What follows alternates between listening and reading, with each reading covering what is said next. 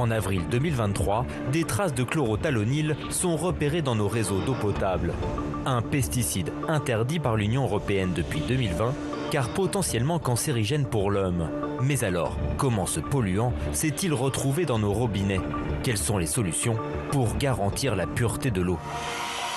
Pour mieux comprendre, nous avons rendez-vous à Méry-sur-Oise, dans l'une des usines de production du syndicat des eaux d'Île-de-France. Ici, la ressource, c'est la rivière.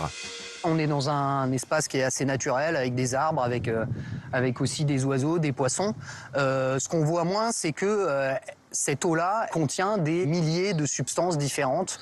Donc des pesticides, des fongicides, des résidus de médicaments.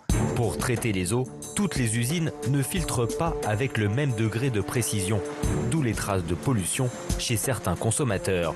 Mais à Méry-sur-Oise, la technologie utilisée est réputée pour son efficacité. Il s'agit de la filtration membranaire.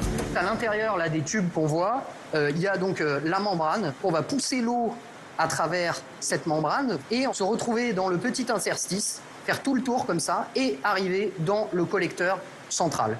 Là, on est sur des tailles qui sont 10 000 à 100 000 fois plus petits que l'épaisseur d'un cheveu. Un système ultra performant, mais qui a des limites. En plus d'être énergivore, 85% de l'eau prélevée est envoyée dans le réseau d'eau potable et les impuretés rejetées dans la rivière. On va pouvoir produire 120 à 140 000 mètres cubes par jour d'eau.